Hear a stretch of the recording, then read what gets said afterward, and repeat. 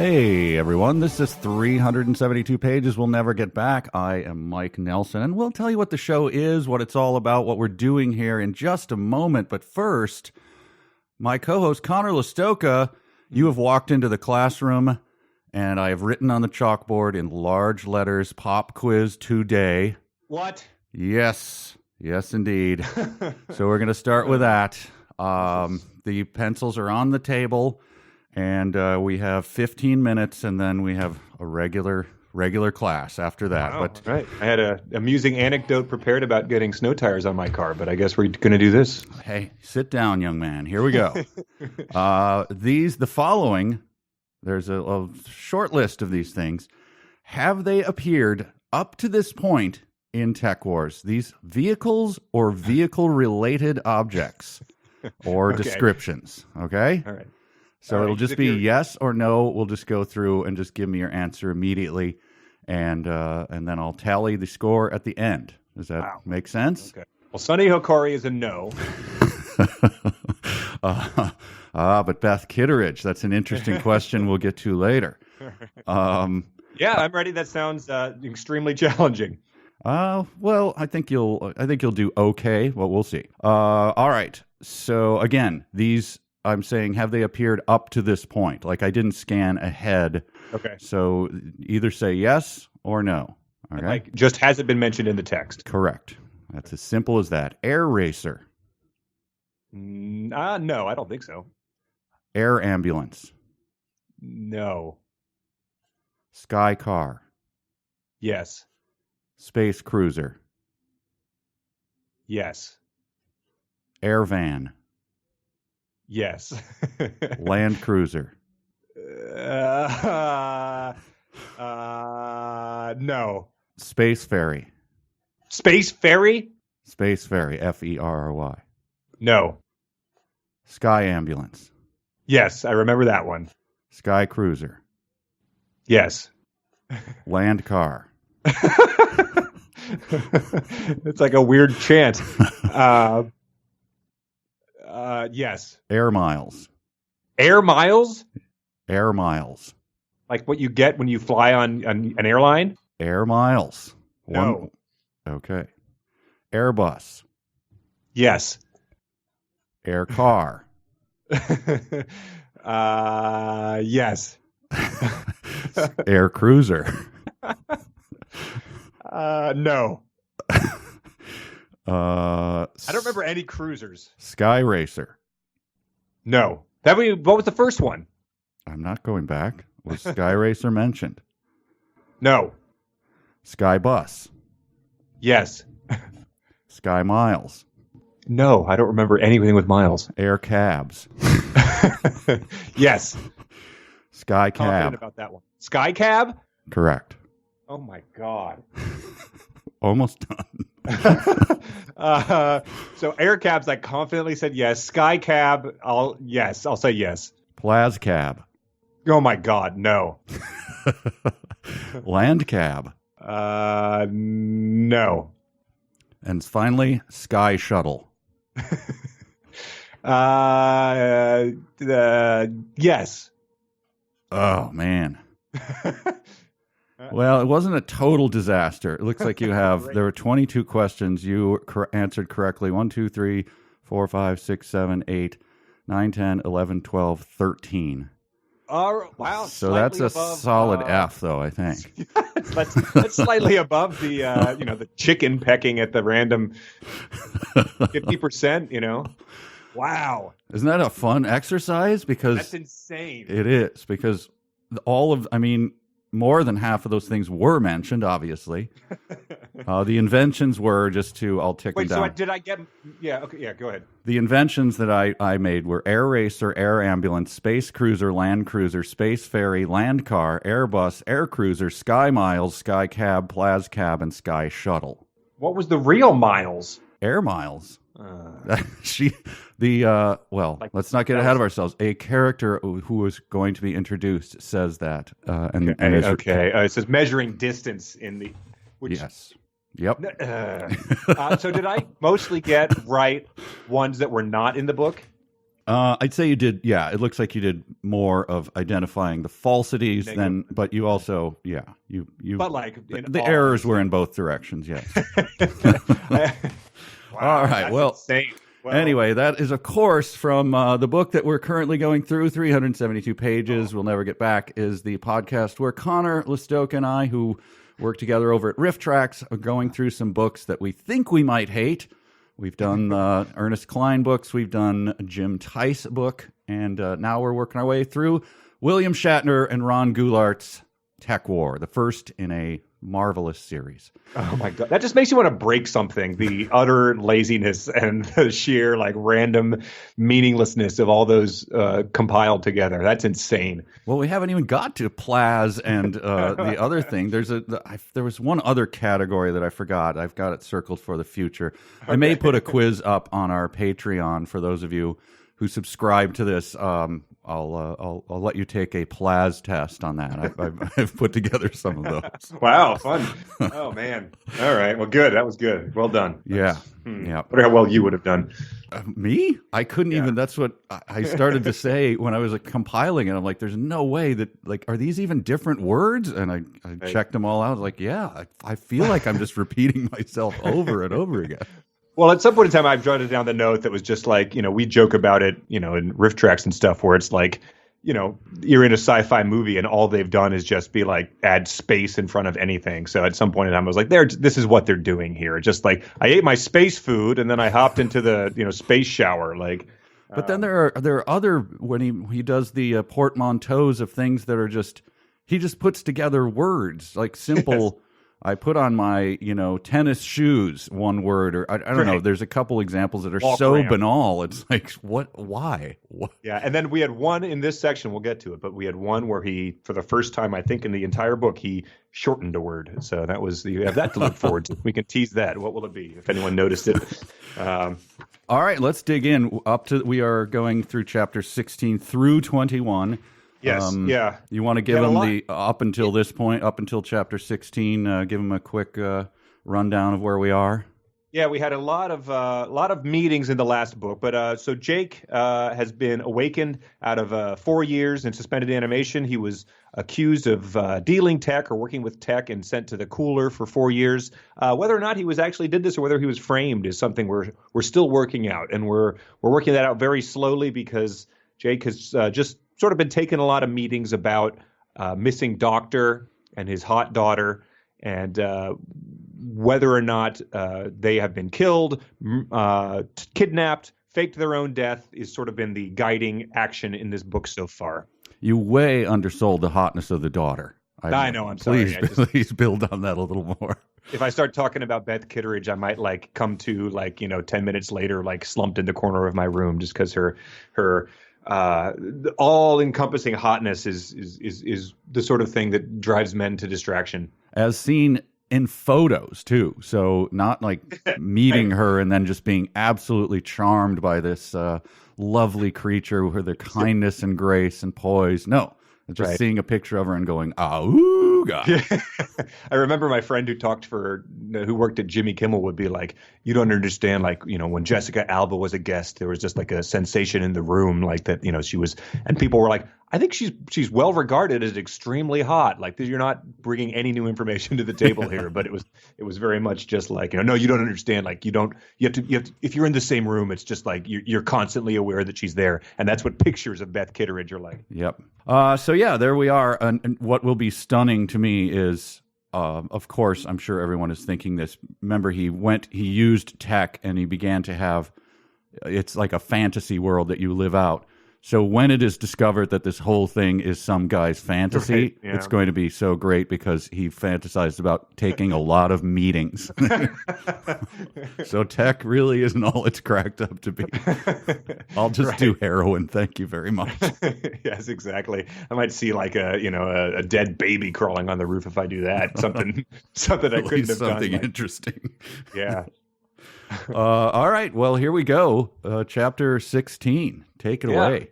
Yeah. So it starts with him it starts with a bang. It's another. We talked last week about how these sort of cliffhangers and then they're their resolutions are a fun part of this book. But this chapter starts with if you're looking for like a dun dun dun moment, this is sure as hell one of those.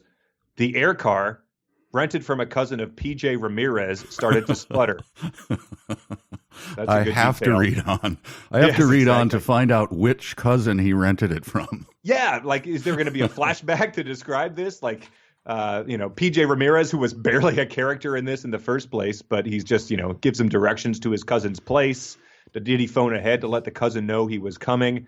Like, so when he got there, was the cousin sitting there and playing like Smash Bros and eating Doritos, or all sorts of details that have been omitted. Yeah, he had to give him a ride over to where the air car actually was, but first he had to swing by his sister's.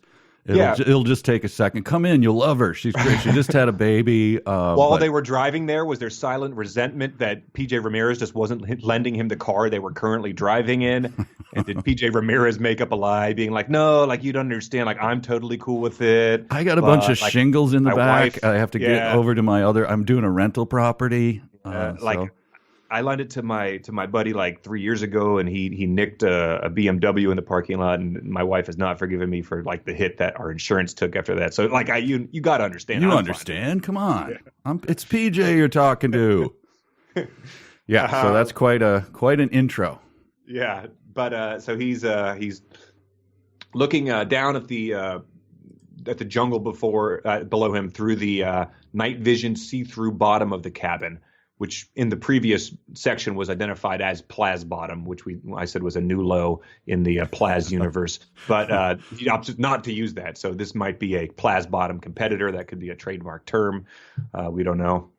But he's about to have some car trouble, which sort of qualifies as action after all of the meetings. The sputtering accelerated to a loud series of stuttering pops, which has some nice little Dr. Seussian rhyming alliteration in there. As the Vox box is blurting. Yes. But the Vox box starts in Spanish, but he asks to speak in English, and he says, the engine, the Vox box says this, the engine, having reached the guaranteed 200,000 air miles, is about to give up the ghost. That's where air miles was. But I didn't read air miles because I was distracted by the Vox box sort of lapsing into like beatnik slang for some reason. Yeah. Why do they program it to do that? I didn't understand that either. Yeah, I meant to look up like sort of the origin of that term, but that was what I sort of associated with, like, Daddy-o, like, you got to get a real Hepcat to install that because it's about to give up the ghost, buddy.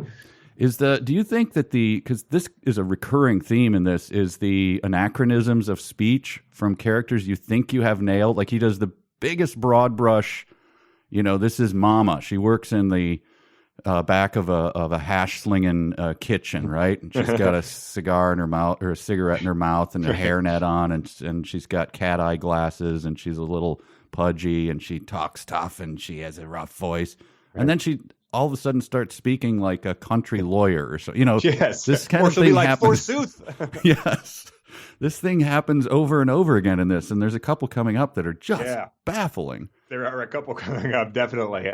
So I don't know, is that a plan, or is that his attempt at, I mean, I know that it's an attempt at humor, sort of, or is it just he's unable to put himself in the dialogue of a different character? I can't figure it out.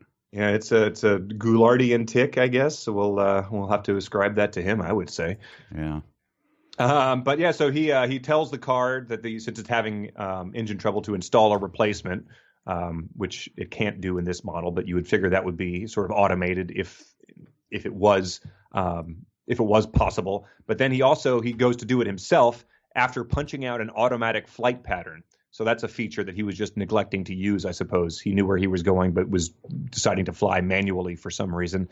That was another thing that puzzled me. Yeah, I didn't understand also that.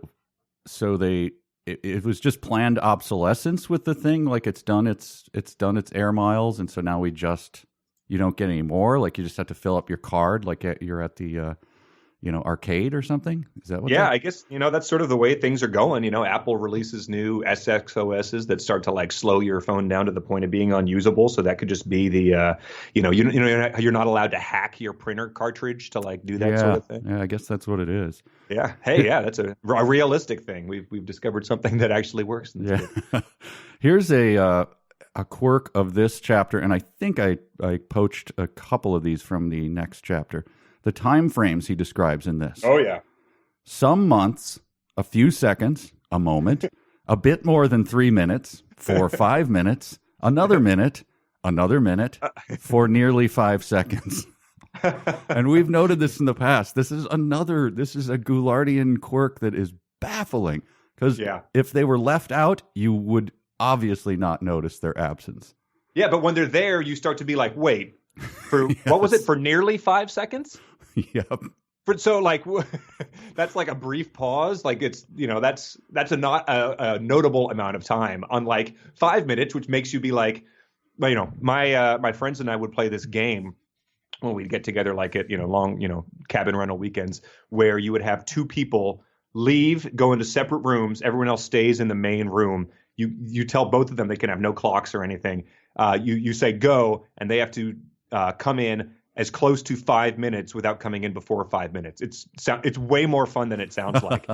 But 5 minutes. So yeah, if they come in early, it's like The Price is Right. You lose, and then so you have to it's very exciting because when someone comes out, once you hit that 5 minutes, you start waiting because people are then able to win. It gets very intense. But once you're waiting there, you learn how long 5 minutes is just to sort of sit there by yourself. And if there's nothing really keeping you there for 5 minutes, it's an insane amount of time to stay crouched in the brush some 100 yards from the maquiladora. Right. Yes. So he's headed to this thing. This is the workspace of the aforementioned, I think he's been mentioned, Dr. Kittridge. Has that come up at all? Yes. I guess it's the plump scientist gave him the key to get to there. Yeah, the electro key? Yes. He's going to go scope that out for any signs of foul play or just sort of find out where the doctor and his hot daughter are. So he goes in and sort of examines. It's like 3 connected rooms.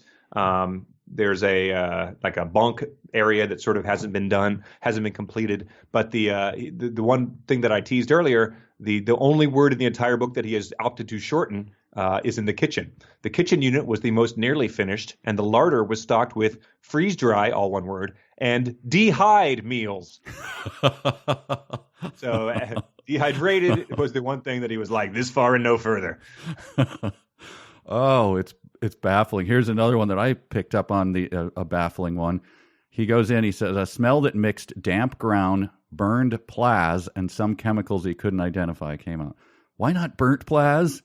That would be a thing, right? There's plas everywhere. It's burning. You call it burnt plas. Right. Yeah. I mean, but as we've seen, what the plas, it could be burnt plas wood, it could be burnt plas billiard table. It just is. He didn't want to leave out that information, I suppose.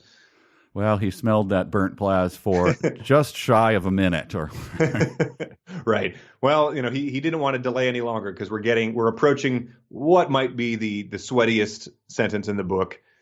We've talked about how Beth Kittridge has been described as just head-turningly beautiful and distractingly so. Even to the to the women in the book, they acknowledge how gorgeous she is. And so when Jake finally stumbles into the lab, what he paid attention to was the spotless white table at the exact center of the white room. Lying face up on the table was the naked body of a young woman.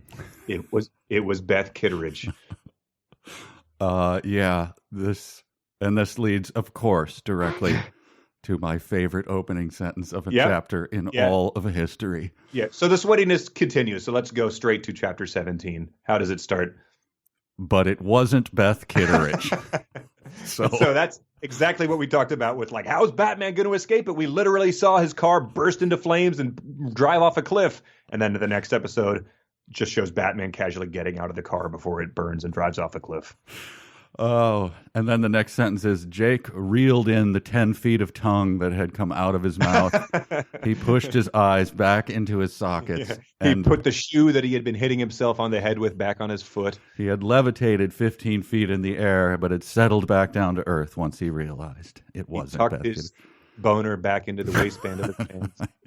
Come now. I want you to, I don't want to go back and just pay attention to where the spotless white table was. Okay. At the exact center of the white room. Okay? Okay. That phrase, just put a pin in that phrase. Okay. And we'll be back to that later. Right. So yeah, just with all the setup, it was impossible to read any of this next stuff without him talking about the cartoon reaction. So thank God, Jake said he didn't want to find her dead, and I was like, well, did he? Like, but then it gets it retains its sweatiness. But I just want to stop here and ask a technical question, because I think the drinking game where a character was mentioned, where you do a shot every time an unmet character is mentioned, this is a technical consideration. It was Beth Kittridge. Do you drink at that? If then a sentence later, it wasn't Beth Kittridge.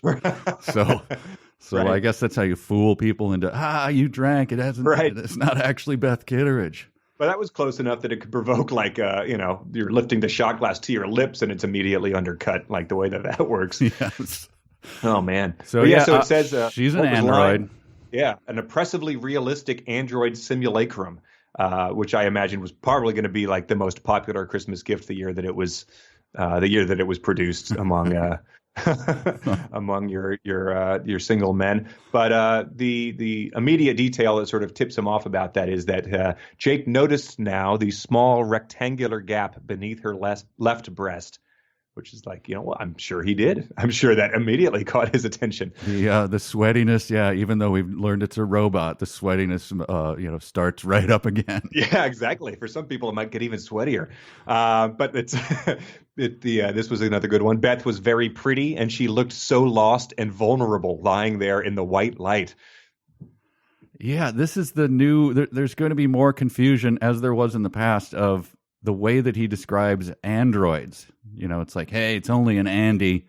Right. And we know that he has some grudge against androids already. But then he'll just talk about her as Beth and her long legs and her yes. her hair he's particularly fascinated with her long dark hair. Right. That gets half the book from here on out. Right. It's the sort of stuff that your takeaway would be that it would be fanfic if you were reading that. It has that sort of just like weird erotic undercurrent going through the whole thing, even though the character, as it's been well established, is repulsed by even the idea of working with an android like male partner, just because he considers them subhuman. Yeah, and I'm not sure I believe this sentence. He said Jake knew something about electronics and robotics. Yeah. Obviously, he could never himself build anything this complex, but he just might be able to get this one working, get it functioning at least well enough to tell him something. Right. That's why he's going to get the android double of the hottest woman he or any man has ever seen up and running. Right. Yeah, but just slipping that in, like, Jake had a degree in nuclear physics, so the repairing the malfunctioning reactor before it melted down wouldn't be that big of a problem. Might never get up and running again, but he couldn't build the reactor himself. But he's got his hands dirty on a few before. There was a moment where he said he glances around, seeking something to cover her with, and then, hey, he reminded himself, it's only an Andy.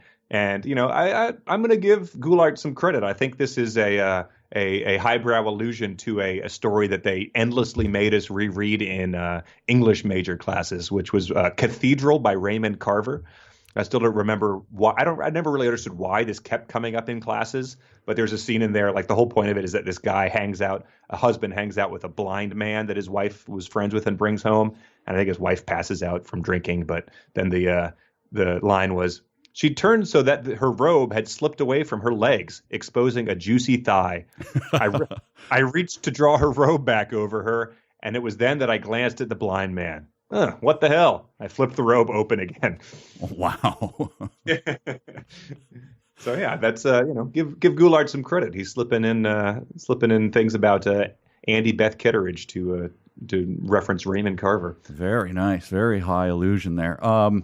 Also, the aforementioned anachronism comes up right away.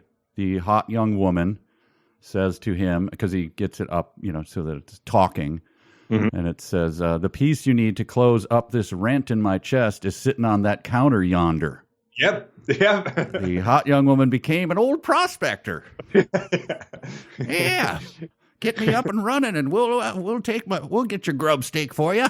Yeah. My Andy Mule done had to be shot after she stepped in a snake hole. Oh, this in my chest ain't nothing. It's just a little rent. Let's go yonder. That's just what is going on there. I have no idea. She has a few that she sort of lapses into, and I don't know if it's like the prim and proper, like I don't even know what a comparison would be. But she's also sort of, we discovered that she's like the ass kicking Karen Allen character, like Indiana Jones's sidekick, or like I called her the manic pixie Terminator, because she's just like, she's so hot, but she's also like, buckle up, fly boy. Like, I could take this thing to Mach 2 and we'll be, evade these guys, type of thing. Right. But but first, before that, she's got to, she's touching the gap beneath her breast. And then she's shaking hands with Jake. Jake hesitated before going ahead and shaking hands. Her flesh felt real and warm. Yes. The sweatiness does not relent. Yeah.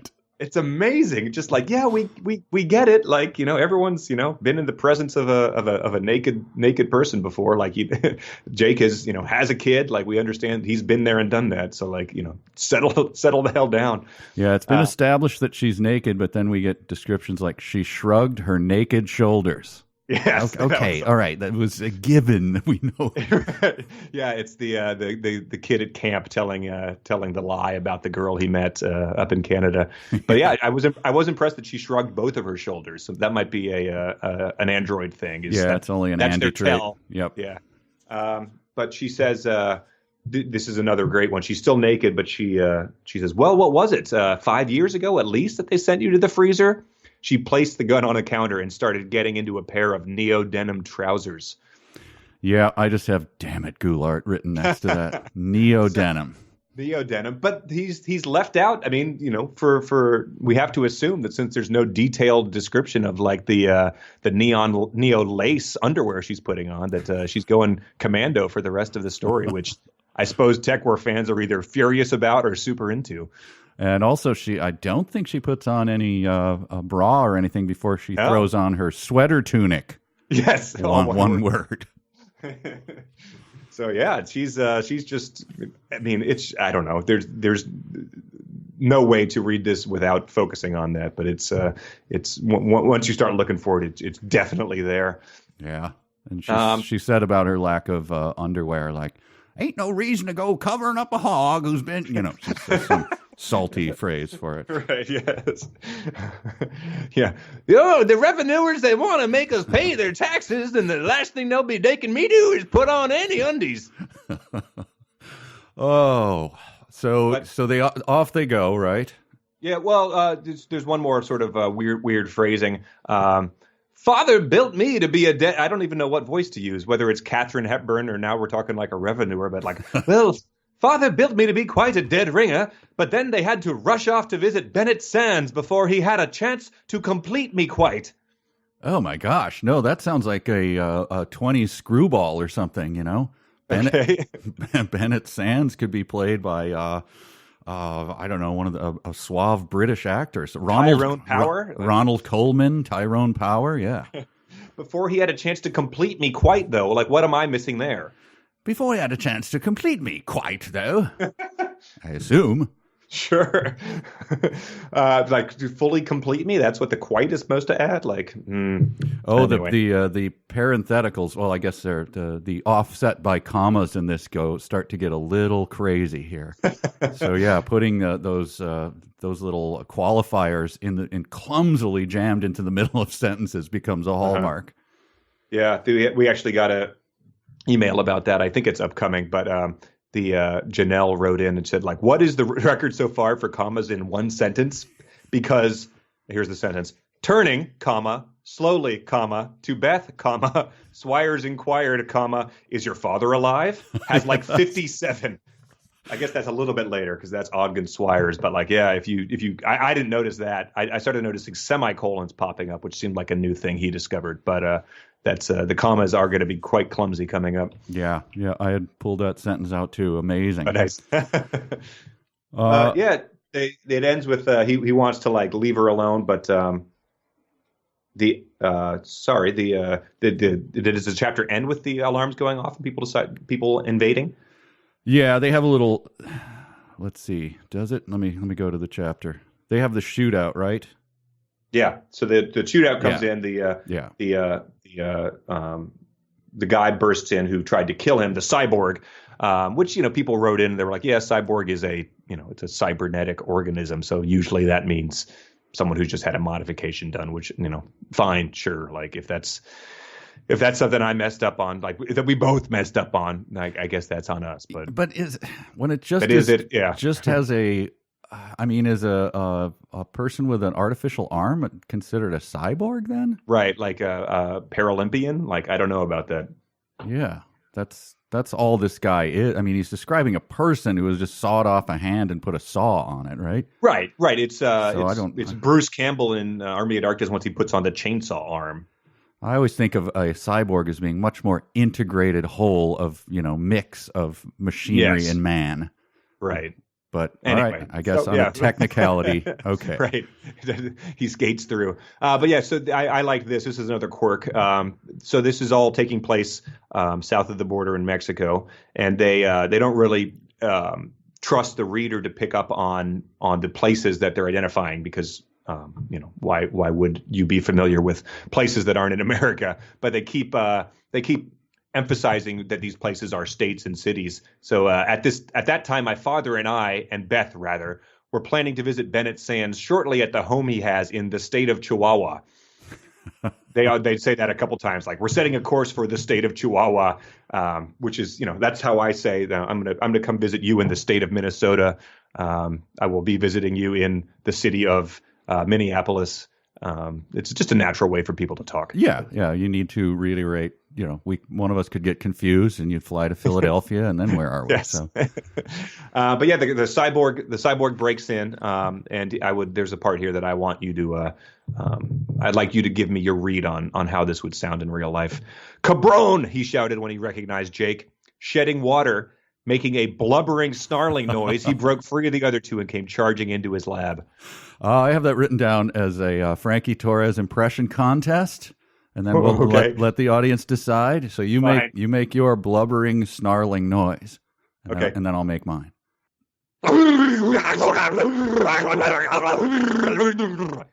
Wow, ooh, you went much larger than I was going to go.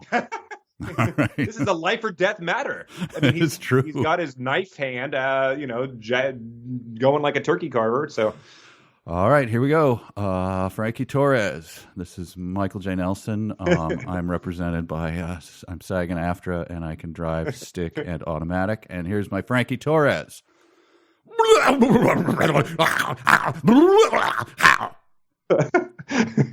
These also could double as the noise of any given man seeing Beth Kittridge for the first time. Yes, or the Tasmanian Devil as well. Yeah. So yeah. Before that, just a quick thing. You talked about how you awkwardly describe where you are. Here's light bulbs awkwardly described. Up above them near the shadowy ceiling, a bank of 5 red bulbs of light suddenly started flashing.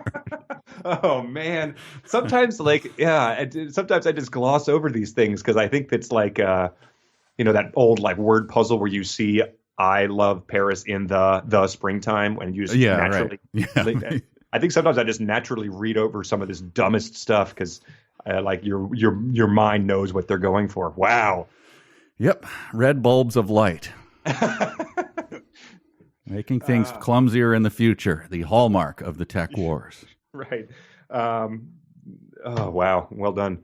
The description doesn't stop just with the noises the guys are making. The other guy who's with Frankie Torres has a mustache that looked too big for his lean face, which was another description that I thought was odd, but doesn't really matter because that man quickly gets shot and stunned, and they describe him thusly: the man's arms went up and he started to flap them in a limp, disjointed way, like someone who felt compelled to complete some strange exercise.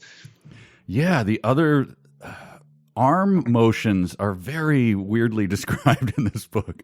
I think what the other guy does a weird death too.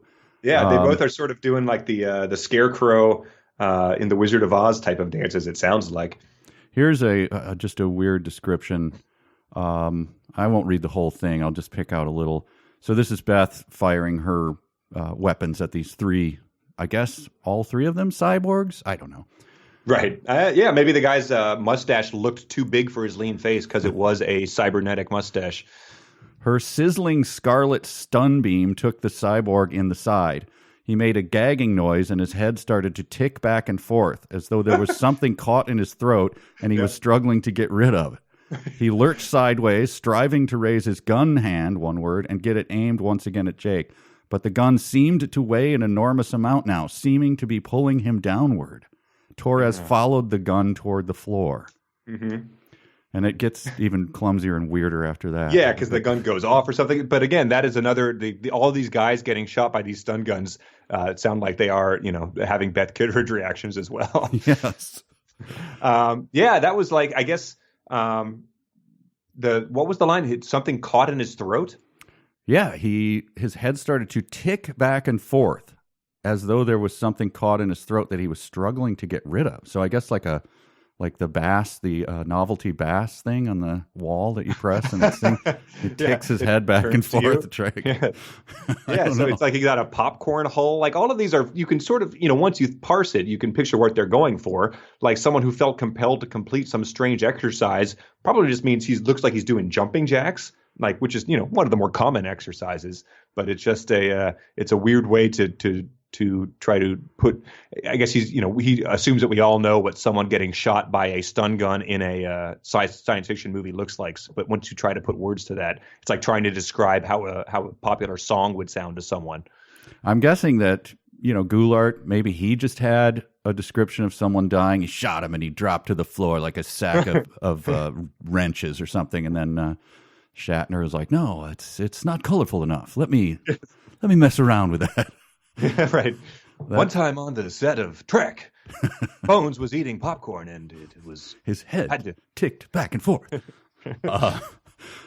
Here's the I told you to put a pin in that where the table was in the middle of the room. Oh boy. Where did the beam hit the guy that Beth shot?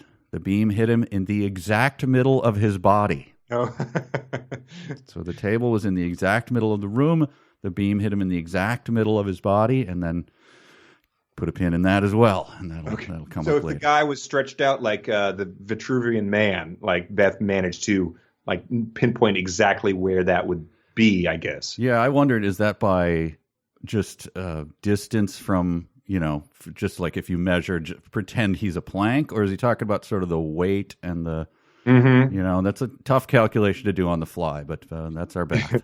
Yeah, that would be the sort of thing they'd give you on like Who Wants to Be a Millionaire or Jeopardy, and like someone would like protest that there are two ways to interpret that, and exactly. The one they got was the wrong one. Yeah, you could shoot them in the exact middle of their body from the side as well, right? Right. So, but he must. I mean, the belly button, right? That's I'm assuming that any given idiot would pinpoint as the center, if you would. Yes. Oh man. Yeah. All right. Well, yeah. So pin in that one too. All right. Yeah. So that I think is chapter 18. They, unless you have anything else, they do away with the cyborgs, and then there's sort of like exactly that. I'm your partner from Raiders of the Lost Ark. Yep, they do that. And what I imagine is probably countless other movies, and only movies, because no one has ever announced that in the heat of a moment that you're now partners, because that's a very weird thing to it usually would go unspoken if you were both fighting for your lives and needing to escape together. Yep, so they go back to the Sky Car, which I hope you got that one right in the quiz. I better double check that later. Oh man, I don't remember. I mean, I knew there were it's either Sky or Air. So like, I think sometimes there were both. Like there was Land Cab and Sky Cab. Yeah. Oh, there's every permutation is represented. Oh man. Well, why don't we do some fanfic while we parse which one of those is the. Oh, yes. We're back with some of the freshest fanfic on this corner of the internet. This is Real or Fanfic, and that is the segment where we quiz each other to identify actual passages from Tech War versus things that our listeners have graciously sent into us. And this has been something that's proven extremely difficult. Not only difficult, I would say, except for one very, an anomaly, I'd say. Even a blind squirrel finds a nut every now and then. I had one successful run. Other than that, it has been a trail of disaster. Right. Well, there's definitely some tricky ones this time. I'm not, as we get closer to the end of the book, it's harder to find additional passages. I guess I should be looking in like Tech Kill for some stuff at this point in time. But we'll see. We'll see how you do. I've got a little more confidence. If I was a betting man, I'd say you're going to get more than 50% this week. Ooh, I like your confidence in me. All right, let's go. All right, let's start. Number 1. As he stepped over the glow paint splattered Plasgate, Jake seemed to faintly make out the red glow of an electro sig in a shadowed alcove to his left. Amigo, Jake called out as he quietly jabbed the safety of his laser gun to the off position. Are you the man they call Sombra? The lurking presence cryptically answered, Do they call me Sombra? Ciertamente. Am I merely a man? Negativo. Oh, that's tough because that does feed into the plot where we're going to leave it at the end of the day. So it does indeed. It does indeed. Oh, okay. A shadow. Here's number 2. Land cars were parked at the side of the wide woodland road. Land vans as well, and even some jet cycles. Pulling off the road, Rivera said, "I'd forgotten about this. We'll stop here and go the rest of the way on foot." "What's going on?" asked Jake. "A sort of rally." The general got out of the car. "War brides addressing her followers, and the events being vid-taped." "Propaganda, huh?" Jake joined him at the side of the road. Okay. That's good. Wow. I didn't, some of the words I made up are probably going to appear in this book later. if that's a real thing, and we'll see. Yeah. Number 3. "Who's paying you, winger? Torres? Sands? Hokori?" Jake accused, struggling at the heavy plastate binding him to the white metal table, not unlike the one he woke up on in the freezer. Even more worrying were the 3 tech electrodes connecting his head to a very large brain box. Winger made a clucking sound, like a disapproving schoolmarm. "I'm not sure which is sadder, Cardigan. The fact that you've made so many enemies in such a short amount of time, or that you still don't have a clue as to what's going on." The robot rolled up the sleeves of his paisley shirt and put on a heavy apron, like something a butcher would wear. Oh, dang. Oh, okay. All right. That was is that just 3? Number 3. Yeah. Okay. Yes. All right. Carry on. Number 4. Carmelita laughed. "You've got even more self-confidence than that bastard Gomez. Can it be done? I'll need a day at least to figure out. Do you have that much time, Jake?" "Maybe, but not much more," he answered. "Is Bennett Sands in Acapulco?" "He arrived shortly after Sonny Hokori. Are the two of them tied together? A safe bet, though I have no proof." Wow. All right. How many? You said 4? One more. One Yeah, more. 5. Okay. 5. Last one. Winger drummed his clone fingers on the Plaz oak countertop after waiting for longer than he'd have liked. Cardigan was supposed to have met him in the Neo Bodega some minutes ago. The android drummed his chrome fingers again, this time noticing a servo whine from the second joint on his third finger. Something like a buzzing sound apparently coming from his head indicated that he was logging this information for future attention. Jake Cardigan entered the Neo Bodega exactly 12 minutes and 33 seconds late. Oh, that's good. That's All good. right. So we've got, do they call me Sombra? Am I merely a man? Negativo, number 1. Number 2, land cars, land vans, and jet cycles. Number 3, Winger made a clucking sound like a disapproving schoolmarm. Number 4, is Bennett Sands in Acapulco? He arrived shortly after Sonny Hokori. And Winger, number 5, Winger drumming his chrome fingers on a Plaz oak countertop in a Neo Bodega. All right, here's my rundown. I wrote this out in my lucky pencil, which I hadn't had for a while. So here we go. Wow. Number 1, fanfic. Number 2, real. Number 3, fanfic. Number 4, real. And number 5, fanfic. Well, we've got another 100%, folks. Wow. It's the pencil. It's the pencil. Yeah. What was the giveaways? I thought that the paisley shirt, although all of these are completely plausible. It's just it's just the sniffing out the little things. So yeah, it's hard to say. I think that and I mean, the land vans could have got me, but Yeah. after having done that exercise, it's like, no, nothing is beyond him. So, yeah. Right. Oh man, the fourth one, the real one is Bennett Sands in Acapulco. He With arrived Sonny. shortly after Sonny. Oh man, that was just like there's because that's further in the book. They're still talking about these idiots. We haven't got to them yet. How is this possible? So yeah, the first one was by Tom. I thought that one was tricky. I thought the final sentence, "Do they call me sombra ciertamente? Am I merely a man negativo?" was really good. Yes. Second one was real. The third one was by Josh with Winger. Both fanfics brought back Winger. I have no idea if he's coming back. And then the fifth one was by Nick. I thought that Neo Bodega was a nice touch if he made that one up. So congratulations, everyone. Yeah, those were very good, but you got taken down by the master. All right. Well, yeah. So moving on to chapter 19, they're flying in the air car, sky car, whatever the hell it is. And so Beth is giving him a bit of her banter, her sort of like tough, hot but tough broad, sort of like up for anything kind of banter. She's like, our partnership's going to be a especially valuable experience for you, something that'll expand your range of experience and build your character. That's how my father likes to describe anything that I initially turn my nose up at. So I assume that her father is Calvin's dad from the comics, because that's the only thing that's the main thing that he was always trying to do, is that anything Calvin didn't want to do would build his character. Oh, man. Yeah, that sentence stood out to me. And then she says another thing that is very, very strangely worded. You were tired. A man of your age can't, after all, expect to tangle with a band of louts and not feel weary afterward. Yep. Is this the cyborg part of her? Like just bad programming? What is this? The band of louts.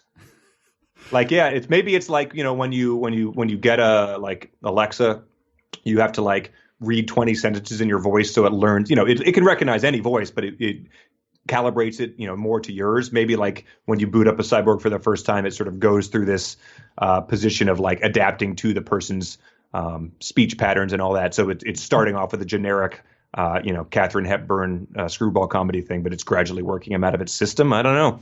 Or it's just you press the English thing, but you press like, Liverpudlian or something, or, Right. you just missed, what's that really weird accent? The Westy or whatever. I don't know.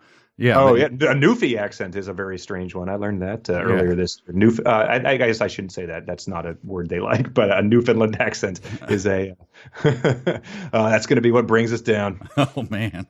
You've made a powerful enemy today. Hey, maybe it was a word in the book. Maybe Bennett Sands calls someone that, and so now it's in play. Yeah, it's just a shortening of a cyborg from that area. But yeah, so she's Beth is like taking off and doing barrel rolls and everything, and she shook her head, her long hair brushing at her shoulders. Settle down, Goulart. I can outfly most anybody, Jake, she assured him. So yeah, she's just really tough, but soft and sensitive at the same time. Right now, just head in the general direction of the state of Chihuahua. The dark-haired young woman punched out a flight pattern. Settle down. God. And this was another thing that just wouldn't have stood out to me until a couple days ago. But so we've all acknowledged this is a terrible book. It's just dime store sci-fi. It's disposable. It's garbage. But so Jake says, "Okay, I'll handle the tail gunner job." Unbuckling, he left his seat and double-timed, flat-footed to the gunner chair at the rear of their sky car. And so, as bad as that is, there is an identical scene in the movie that we're working on right now, which is Solo. There's a scene where they're fleeing some scene, and that's what Woody Harrelson's character does. He's like, you don't need me, but I guess I'll handle the tail gun, and runs back there, and so it's just that big of a trope that they're still using in big budget sci-fi movies these days. What did I forget? Did Woody Harrelson double time flat foot it to the gunner? that struck me as very strange. Double timed flat footed. Yeah, two hyphenated words that double timed it to the gunner chair. Flat footed it, double timed it, flat footed it to the gunner chair, but double timed flat footed. Yeah. I don't know what flat-footed means as a way of describing how you're running. Obviously, the editor had a thick pencil line through that, and then the word "stet" was written next to it the next day. Yeah. Yeah, this is good. So Jake has been widely established as being sort of like he's a drug addict. He's a detective. He got out of the cooler, and his wife had left him, which he sort of took in stride. He watched his friend get attempted murdered and was sort of like okay with that. But what really he's unable to deal with from an emotional standpoint is Beth's mild sassing. Yes. So she says they fend off this ship with the other cyborgs in it. Not too bad. Beth brought their sky car around and into an upright position again. I suppose you're rusty, which is only to be expected. I hit the damn thing. Beth held up 2 fingers on her left hand. Second try. He saw the sky cruiser crash to a rough landing in the woodlands. Nodding, he left the gunner perch and came back to sit next to Beth. How about a truce between you and me? She let her eyes go wide for a second. Oh, don't you and your other partners kid each other good-naturedly now and then? Good-naturedly. So he's actually hurt by her mild, Yeah, he's pouting. He says he actually pouts. Yeah. And so I noted that later on, she knocks him out for a matter of hours. And he seems like much cooler with that than he did by her just sort of gentle elbow to the ribs, like by any stretch of any, partner ribbing each other. It registers a 1 on the scale of 10. Yeah.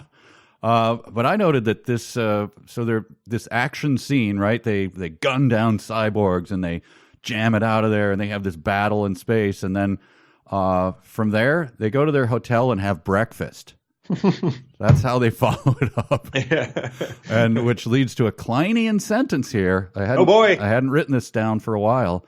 Allowing himself to grin, Jake took her arm and guided her to a table. He's allowing himself now to do things. Right. Somehow I have control over these things that happen on my face and in my mind. He's got the little guys from Pixar's Inside Out, was it, up in his head? And they're like, they're being like, come on, we've got to grin. And he's like, the other guys in there like, no, don't do it. And Jake's like, nope, overruled. Grin function is allowed. Yes.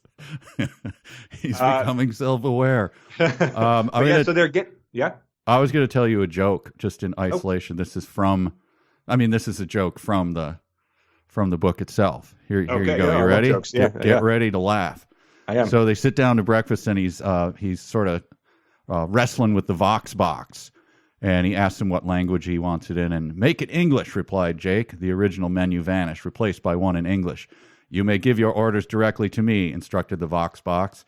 Gracias, said Jake. De nada, said the Vox box. Huh?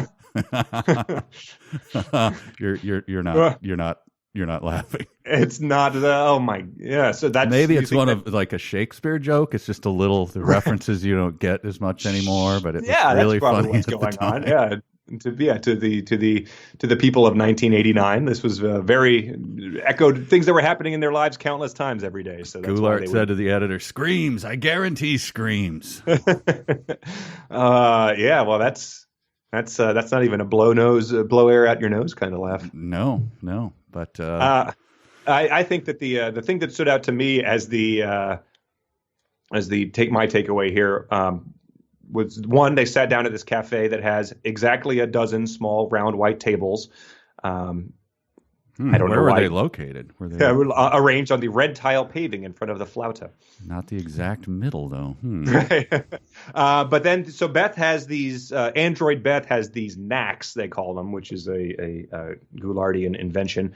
That's how she knocked him out. She can just reach over and just tap you on the neck, and that will render you unconscious. And she called that a knack. I have these other knacks. And so when they sat down, he was sort of like, well, what are we going to do? Like, we got to make this look realistic. You can't, are you able to just going to sit here like as a cyborg and not eat? She's like, Beth smiled. I don't require food if that's what you're asking, but I can take in food if necessary to back up the illusion that I'm human. So I assume that the doctor has built in a fancy dump knack into his hot android daughter that allows her to dispose of that food once she does eat it. Oh man! Wow. Which several discreet openings. Is that what we're getting near here? I think it must be. I think there's a subset out there that is sweating extra hard at this point in time at that reveal. But yeah, so she just has a cup of coffee at this. So yeah, that the dump thing will remain. Right. I assume there's several compartments in there. Yeah.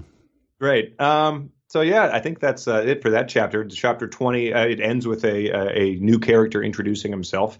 A tall, lean black man of about 35 was hurrying over. So About? he was damn near 36 in Yeah. in the language of this book. Come on. Yeah, right. And this is insane. This is truly insane. This was something that I did. I had a weird sort of deja vu as I read this, and when I know what you're Janelle gonna say. wrote in. So the character's name is Ogden Swires. Yep. Do you Did you have a recognize? deja vu? Yes, indeed. Because this is not shockingly, this is not the first character named Ogden who has been in this book. 2 Ogdens in one book was what I wrote. This can't be. Ogden, as you will probably not recall, was a visitor to the freezer Yes. with his ma. I assume they had come in a Calistoga or some sort of covered wagon because they were spitting tobacco and saying, "Damn it, ma, he don't look good no more." The Ma was like 41, and Ogden, I think, was exactly 11. She was able to surmise just by looking at, or Jake was able to surmise by looking at them. But yeah, and Ogden, as you were called, is the great and powerful Og in Ready Player One. That's Ogden Morrow, the second in command at the company that made the Oasis. Say Ogden again. Ogden. Oh, okay. What was I saying? Ogden. You say Ogden. Well, that's because it's not a name that anyone has ever encountered in real life, and I've never pronounced it out loud before. Look, I'm not getting on you. But it's twice in this book. It's twice in this, and a major character, as you said, in Ready Player One. And That's insane. There's only been one Ogden in the history of man. I mean, Ogden Nash, the poet, who nobody probably will recognize. He was like a light poet. He wrote humorous verse. Yeah, very heavy quotes on the humorist. He wrote, what is it? What a strange bird is a pelican. His beak holds as much as his belly can.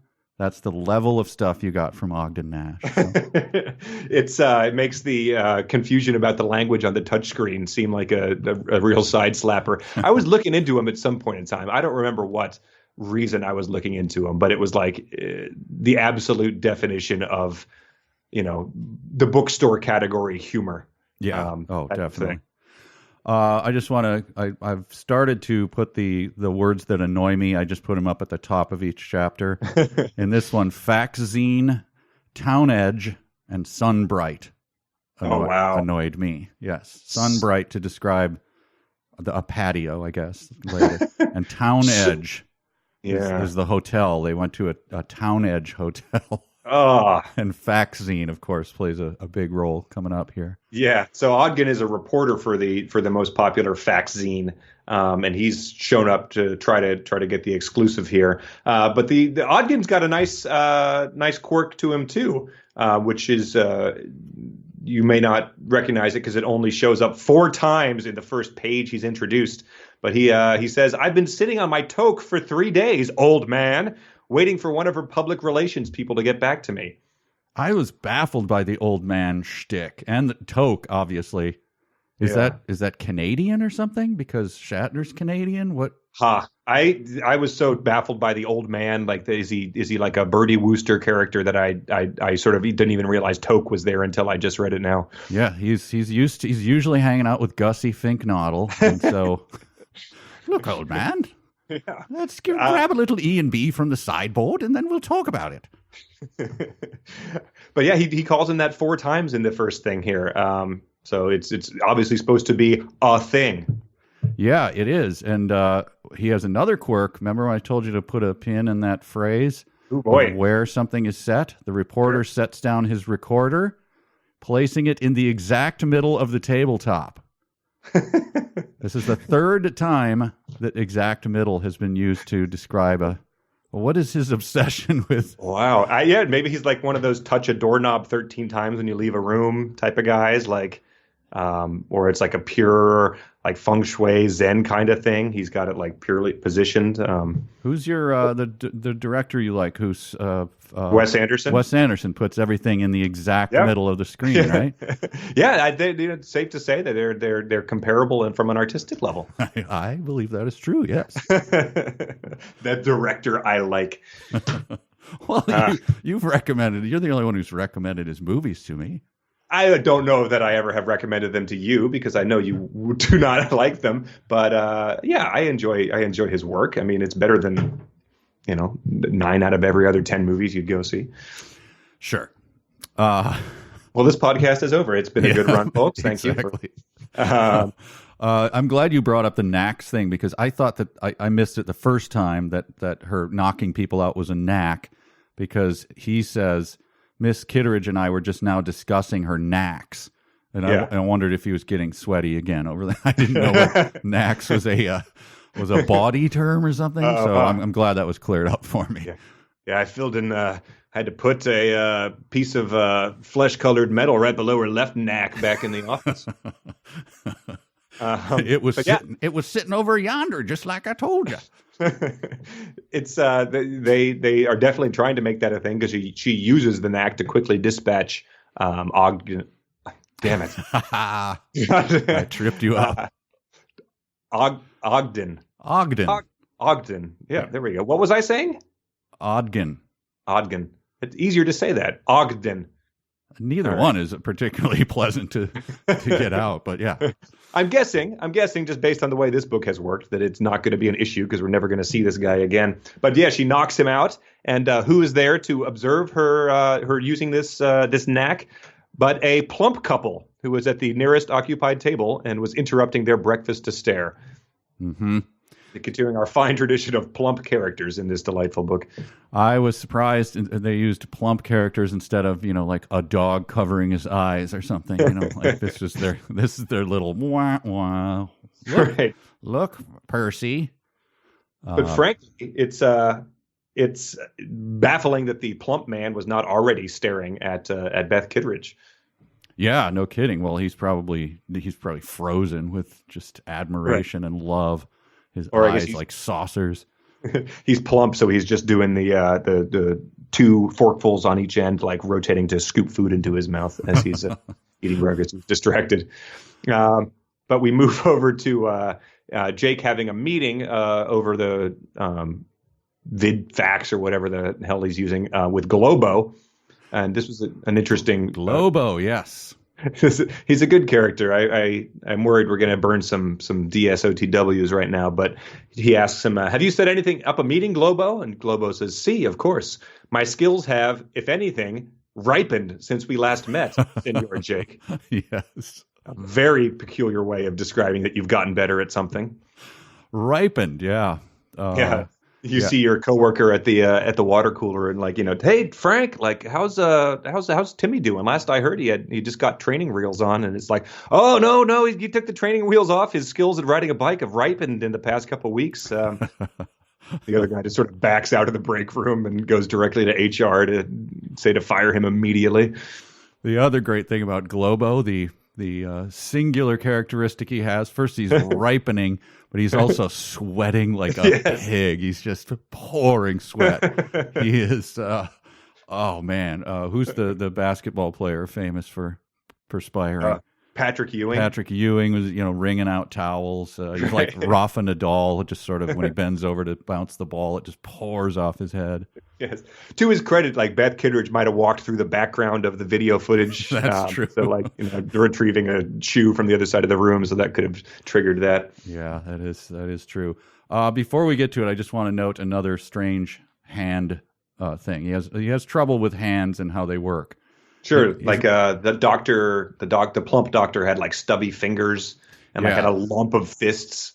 Jake says, he's not your father, he's Beth's father. He was on his feet, jabbing a forefinger in the air. It's just, once again, I guess I don't know, but jabbing means repeated, right? Jabbing, right. Not just one jab, and then, so he's just moving his finger up and down like we're number one. Right, or he's trying to press a button on the ceiling or something. Yeah, he's trying to call the flight attendant over.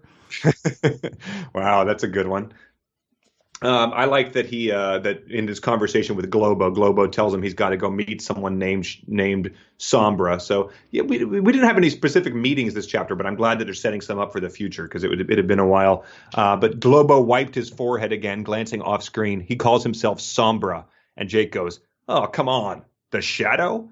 And so I thought it was fun that in a conversation they're having about a character named War Bride, Yeah. he was objecting to Sombra's self-applied nickname of the Shadow. Yeah. And he mentions again he's the one who set up the Time/Life fax zine interview 2 months ago. Right. So when you're talking about Time Life, which is, I'm glad to hear it's still going. Yeah, they really revived the brand. Yeah, that you have to describe, that it's a fax zine. Right. Like, oh, okay, you was it online only? No, it was in the actual fax zine. Yeah, I did an interview with Sports Illustrated again. I'm sorry, what? Sports Illustrated. It's not that unclear. I mean, it's a major Sports Illustrated. I know that there's I did an interview with the Sports Illustrated magazine. Oh, God. Please. All right, yeah, that's on me. Jeez, what did it save you 1 second to not say? Yeah, I just sort of lapsed into the vernacular where I just assumed you would know what I was. No, I was talking about. In the future, let's say, look at how much time we've spent talking about it now. I know it's I will abbreviate things from now on. I'll say dehydrate instead of dehydrated, so that will fix all of our problems. I appreciate it. But it ends with this chapter ends with just in case people haven't lost their ever loving mind over Beth Kittridge in a matter of pages. So we have to end with something just to remind us all. So yes, I understand. She moved in front of him, then leaned up and kissed him on the cheek, putting both arms around him. Good luck.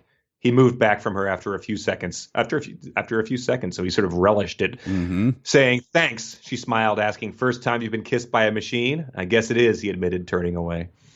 I was shocked that that he didn't mutter to himself, but it won't be the last. Yeah, exactly. I don't think it will be if I'm being completely honest. I don't think so either. Also, in case people forgot where we are, it's all muy buen, is it not? Adios. The screen went blank, and he's going to meet him. More clues about where they are. He's going to meet him in the Toro Plaza at the Matador Pavilion. So, where are we? Where's the set again? Oh, okay, I got it. All right. I'm going to go when we're catching the game. I'll meet you at Yankee Stadium in the baseball player pavilion. So that's chapter 20. That's all I got. That's the meeting is being set up. And we don't get the meeting in the next chapter, but we do get some utterly delightful. We get some great characters, richly developed characters. We get some very good clues too, if we are still uncertain about where we are in geography. But yeah, it starts right away. We're introduced to Marcella and Rudy, a delightful couple from Binghamton. I could not get enough of these people. Did they say? Were they from maybe I wrote it down wrong. I thought they were from Birmingham. Oh, I don't know. I might have. Oh, we'll clear that up before this episode is over. So, sure. But yeah, Rudy and Marcella. Who are these people? So he's on some sort of land bus that's taking him to the Toro Pavilion, or Toro Stadium with the Matador Pavilion, and there's passing through just extreme poverty on the way there, and Rudy is wanting to take pictures of all this because he thinks his photos are going to make great social commentaries. But Marcella, oh man, Marcella is they're just going at it like they always do. Those two. She does not like his photography. She says she thinks he's taken enough photos of the social commentary down here in Mexico. And I don't know, that's just classic Marcella. Rudy can't do anything without her coming at him, Yeah, and I was surprised to learn that Marcella is a young woman who says about, as he's taking these shots of some guy with no legs, and he says he thinks the shot he gets cut off from saying, and that makes a nifty social and she cuts him off and says, he could have legs if he wanted to, the young woman pointed out. Wow. I heard on the vid news in the hotel room just yesterday that they do that for every veteran if you lose a limb in the service of your country.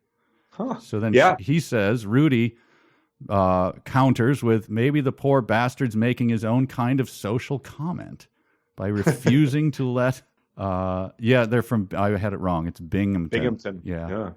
Where's Binghamton? New York? It's on the drive up to Syracuse. I believe that me and my friends Richard and Greg got a flat tire on a drive up to Cooperstown one time and had to get it changed in Binghamton, New York. Yeah. So their fight is all about him wanting to take photos of raggedy bums and show them to his friends I side with Marcella. They're a young couple. They could be on their honeymoon here, and all he's doing is taking pictures of raggedy bums to try to like score some social commentary points, like get the Instagram likes. I can't say I disagree. He does sound like kind of a dick. I mean, let's be honest. That was another thing where I just sort of glossed over it because there was such an exchange of like, the Lockhorns or George Costanza's parents that I assumed they were like in their mid-60s. Yeah, I that's what the dialogue made it seem like. Once again, he was doing shorthand for, that when you watch one of those bad Bond movies from the 70s and 80s where they cut to a chubby guy from America who's chewing on a cigar and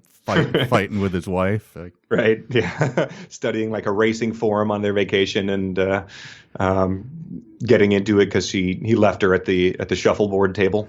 Right. The other detail about them is that Marcella's not the only one who thinks that he's taken too many pictures.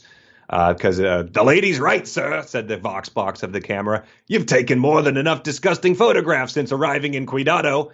So this is like a futuristic Flintstones type of thing where they've got a talking, sort of like back-talking piece of equipment that they're using, which is a feature like the motion smoothing on your TV you would immediately disable as soon as you got it and took it out because it was enabled by default. But I guess Rudy was into the camera telling him to stop taking pictures. But the Voxbox does give good advice. He says, how about instead snapping that jolly street musician coming up, the roly-poly guitar player with the tassels on his sombrero? Which, yeah, that was great because I hadn't realized up until now that we were in Mexico. So it's good that roly-poly guitar players are wearing sombreros on the street here.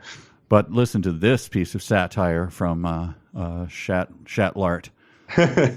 This is it, folks, announced the sombreroed robot. The driver, by the way, was big and chrome-plated, also wearing a sombrero. Wow. We're stopping at the Hometown USA Cafe. They serve only the finest Sans biofoods, cooked American style. We'll be halting our tour for exactly 22 minutes. Yep. Make sure your food arrives in the exact middle of the table when it comes. So that's that was the delightful. I mean, a lot going on. So you got multiple sombreroed robots walking around. You've got them stopping for a needlessly specific, not round amount of time. James Wynn would hate this book for all the not round amount of times people are doing things for. And Sans Biofood. Yeah, I assume Bennett Bennett Sands. Sands. Yeah. Do we know that he was in the biofood industry? I guess we probably did. I just must have forgot it because I forget things about Bennett Sands because we've never been introduced to him before. It's just been people talking about him. His wife may or may not have an affair with him. His wife may or may not be in cahoots with him. She may be opposing him. She may be chasing him and trying to thwart him. He may not be involved at all. We don't know. Yeah, I guess since there are so many people who have let us know that they're not reading the book, we should specify that it is Ogden specified that Bennett Sands put pressure on him when he worked at the Time Life vaccine that he was being too lenient on Jake's on the reporting about Jake's trial. Bennett Sands was like, no, like Jake is guilty and too proven innocent. Like you've got to take him to task here. Yeah, that's a great character, that Ogden. I'm talking about the first one. The second one can, the second one can piss up a rope. There is also the all caps usually implies that they're at an arcade and the ads are flashing by again. This one says, home of the best in techno sex. You want it? We got it. Is that what it was called before? Techno sex? When they came down there and saw all the cockfight or rooster fighting and there was described some other way. So I guess there's a variation is allowed with this sort of robot eroticism. That might be a just having sex while Pump Up the Jam and Shake That Body are playing by the 90s group Technotronic. That was the sentence that like when Lauren is sort of like, how's the new book going? That was the one that I just like circled that word and showed it to her, and she was like, I'm glad that I'm not doing what you're doing at this exact moment. I can't imagine her making it more than a page or two through this. Yeah, definitely like a life's too short kind of moment. But yeah, so he gets off the bus while everyone else is waiting for their Sans Bio foods, and he's sort of passing by various scenes of poverty, people with no legs, like destitute, corpses being pecked apart by vultures, and there's graffiti that says like, beware the Max. And he asks a one-legged man what that means, and he says the Max is a nickname for Las Máquinas, which means the machines. And Jake says, and who are they? And then the one-legged man made a dry rasping sound that might have been a laugh. Perhaps Yep. You'll find that out tonight. So it's like that would be a hell of a reveal if Winger is down here posing as a one-legged Mexican homeless man. That would be another kudos to you for coming up with a twist I didn't see coming. But I don't think that's going to happen. No, I don't think so. You mentioned the graffiti, beware the Max. Do you remember how it was scrawled? It was scrawled in glow paint on the crumbling plas brick wall of a long defunct servo repair shop. Wow. Yeah, he's really laying it on thick in that one sentence there. It's the future. Yes. Brother. Oh, and I forgot to mention that cybersex ad that I was just talking about. Technosex? Technosex. After he reads it, Jake murmurs, subtle. So the book has become self-aware now.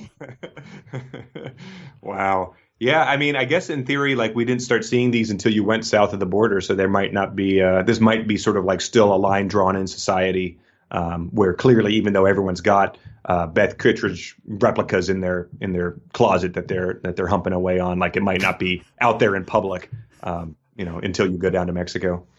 I'm glad you went all the way with it, humping all the time. We weren't sure what you were getting at there until. Well, yeah, that's sort of it. It ends with Jake sees like a young, like 12-year-old girl go running by, like with bruises on herself, and then another cyborg with a knife hand starts chasing after her. And so Jake sort of thinks to himself, like, well, this could all be a setup to lure me somewhere, but I'm a good guy, so I got to go after her. And that's where this section ends. They call that in screenwriting, he's saving the cat. He's got to go. Yeah. He's got to go do it. You knew that she was, I think you said 12 correctly, because she was a thin, dark-haired girl of no more than 13. I did not intentionally do that. Wow. She was damn near 13. Yeah. In this society, like they like give you a brand or something on your forehead once you turn 13. So by not seeing that, you'd know that she was no more than 13. No more than 13. Yes. Oh, I guess it would be 14 when they give you that. Oh, yeah. Well, still there. So no meetings. There was not a single mention of Sonny Hokori in this chapter, which I was stunned by because he was pretty much the main character until now. But you got to meet Beth. You got to find out the ability of her to have knacks, which I guess will probably be Deus Ex Nachinas as we come across them coming up. Yeah, but that if you would like to bet that she doesn't use something that we've never heard of to get out of a sticky situation, I'll take that bet. Well, I think we still haven't met Beth. That's the thing. Right, I guess so. I mean, we are going to meet her, of course, right? And Jake is going to end up with her. Unless, of course, again, he's just doing tech in this whole... If this turns out to be him just doing tech and this is his imagination and he's still up in the freezer or whatever, I don't know. Yeah, we got an email about that I'll read later. But like I would bet if I was gun to my head, I would bet that it's not just his tech fantasy. I would bet that he does meet Beth Kittridge, the real one.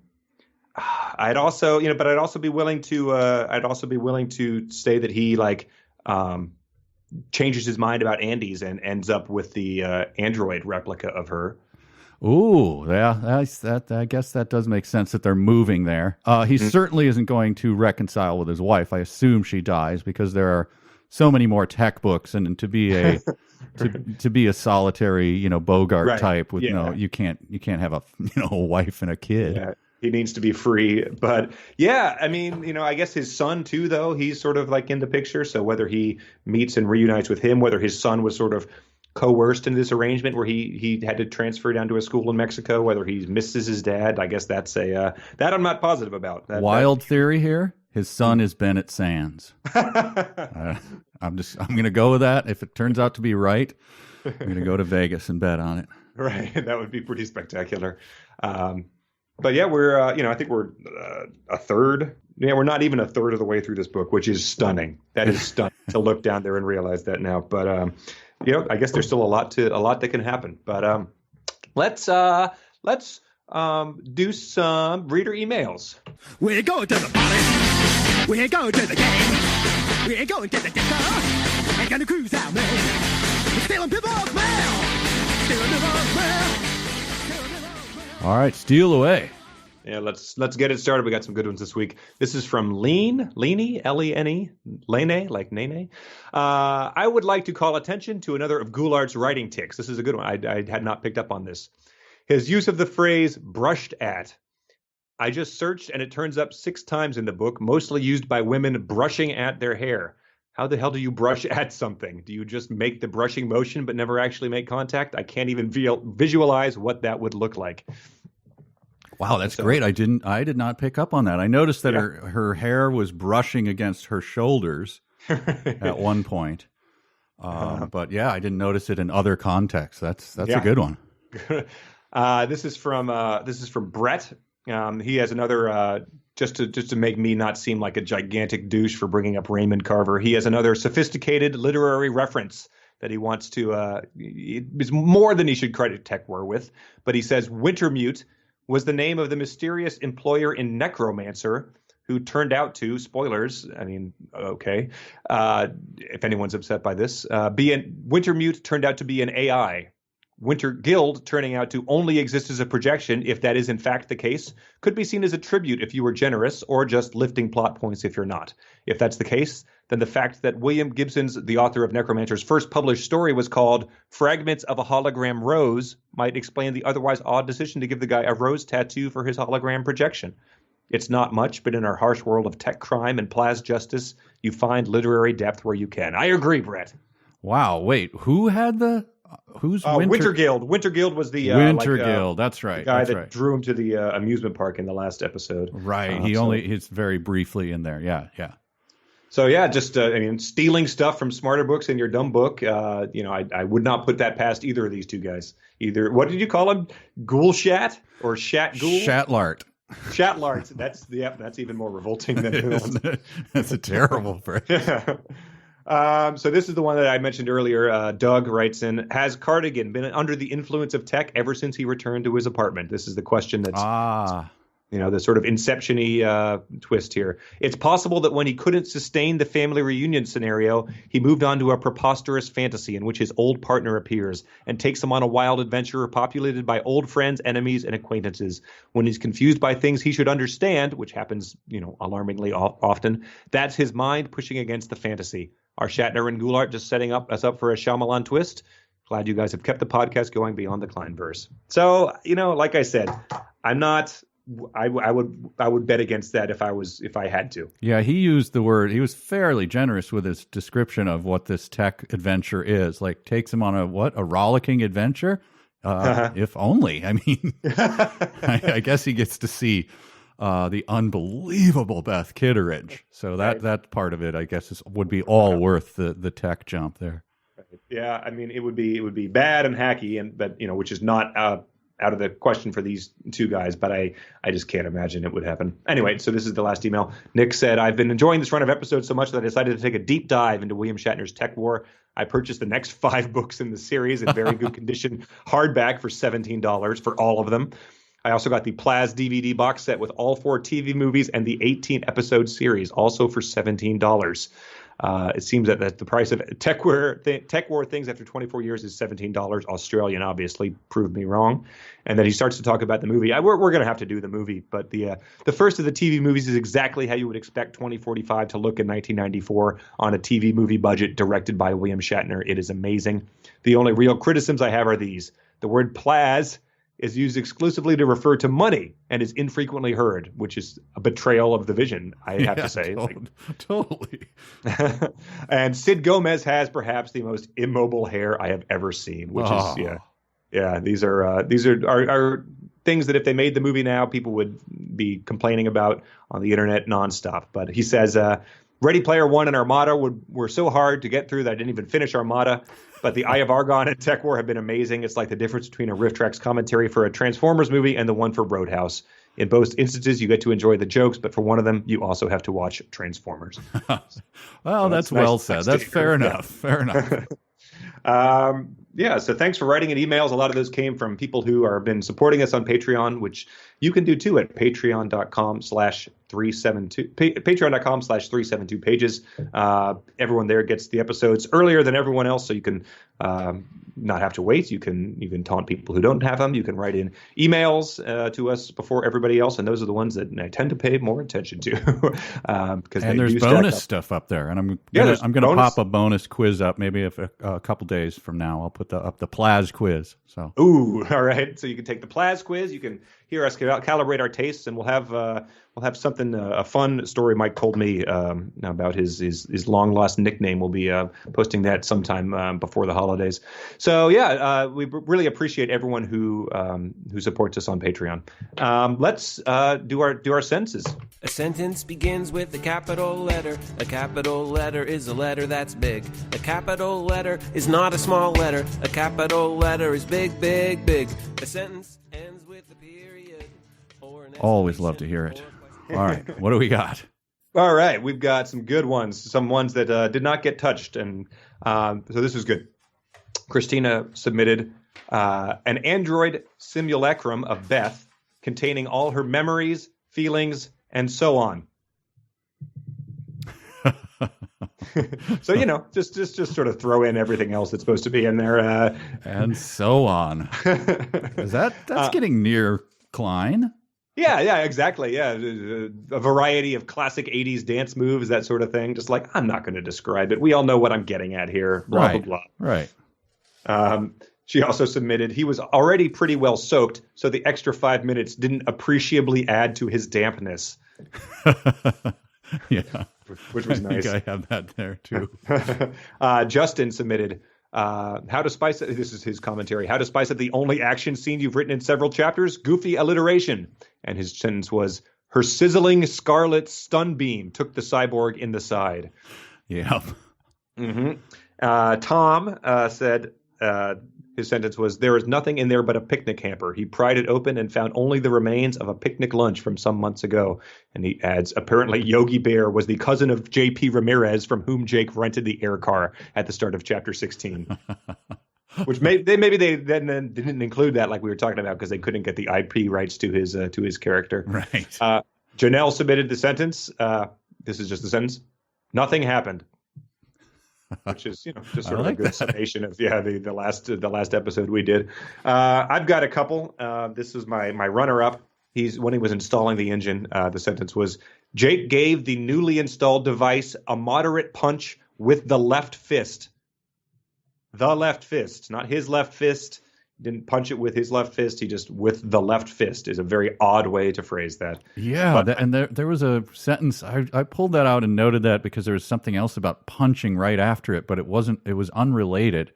So you get kind of a double dip there of a stupid punch line, and then another one followed it. But I don't have it right here. But my winner, and I'm glad we did talk about this because it was I had a bunch marked. I write down DSOTW. I used that acronym during the recording and didn't realize people might not know what I was talking about. But I had written down like 5, and we talked about some other like the Up Yonder and stuff. But this was the last one, and by the time I got to it, I was like, oh well, this is obviously the correct one. You pay my fee, I do my job. All routine, Jake, said the sweating fat man. That could be Norm Macdonald. Yeah, it would really work if you just put that into at the end of the American Librarian Association find their top book quotes of all time and just appended that to the end of it. Yeah, it was the best of times. It was the worst of times. Said the sweating fat man. Hang on, I've got a few more called up. This is from Les Miserables. Even the darkest night will end, and the sun will rise, said the sweating fat man. Let's see. So we beat on, boats against the current, borne back ceaselessly into the past, said the sweating fat man. It works just about anything. Oh yeah, what's the first line of James Joyce? Stately, plump Buck Mulligan descended the stairs. That would fit in perfectly. Yeah, that would work well in this book too, with the plumpness. Yeah. Wow.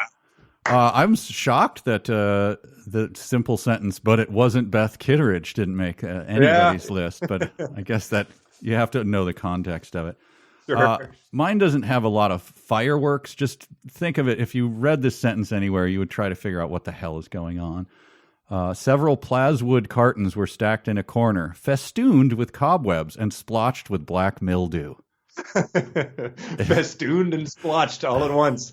But festooned, I mean, that's usually a deliberate, like you're festooning a Christmas tree, right? Yeah, decorative. So I don't think they festooned the plaswood cartons. Anyway, just jumped out at me as kind of dumb taken as a whole. Sure, yeah, and that's the best thing about these is when you get so used to his writing and word choice that when he does pick words that are so obviously out of character that they really do jump out at you. Yeah. Well, wow. We still haven't met Bennett Sands. We haven't met Sonny Hikori. We haven't met Dr. Kittridge. We haven't really met Beth Kittridge. But we've met two characters named Ogden. We met two Ogdens, and we haven't met his wife, and we haven't met his son, Danny. So stay tuned. Yeah, I suppose so. That's like we said, there is a third of the book left. So that's been one Ogden through each third of the book. Will there be a third one? Oh, God, that would be the greatest thing ever. Book in literary history. And absolutely no mention of any relation to it. And just right, yes, they just keep coming. Yeah, I mean, some of them with the couple from Binghamton, Marcella and Rudy, it almost reads like if they had written this book now, you would be like, oh, like he did a Kickstarter to write this book, and this was like the highest tier reward. Like, I'll make you a character. There you go. And then he's like, oh, crap. Like, two guys named Ogden supported this at the $2,000 level. Like, what am I going to do? Like, it's going to be so weird. Like, but I mean, that would make sense. But maybe that's just what he was doing in this book. Could be. And yeah, obviously, Marcella and Rudy paid the VIP to be in there. Yeah, because their hometown in there too. Yeah. Wow. Well, delightful. It's been quite a journey. I look forward to the next time. Let's read through chapter 26 for next time. I think we've got 3 more of these to stack up before the book ends, and then we'll probably do the movie. Yeah. Oh, fantastic. Yeah. Is it a full 2 hour? Because as I recall, that's obviously just an hour TV show. Maybe the pilot was 2 hours. Oh yeah, I don't remember what I found. I found the pilot. I don't remember if it was a TV movie or not, but we'll find that. Like we'll get that up for everybody. I mean, maybe not for everybody. Maybe we'll make that Patreon exclusive. I don't know. We can do whatever we want. That's right. As you were describing that, the guy wrote in about the movie. I was thinking of, so Shatner didn't get his vision in there of the correct plas, and I just picture him at the end of the day, his complexion gray, having fought with the studio executives over if I don't get plasma, people won't know what I'm talking about. It's like, look, it's confusing. Take it out or you don't get to make it. Right. Just imagine him just drained and sapped of any soul or strength after shooting it. Yeah, being like, I'm a hack. I made this hack version of Tech Ward. Right. I've lost my artistic integrity by filming this garbage version. That's right. Well, I look forward to it. Thank you, Conor and I thank you. And Patreon people, we thank you for joining us on this journey. And we'll be back soon with another edition of 372 Pages We'll Never Get Back. Ogden.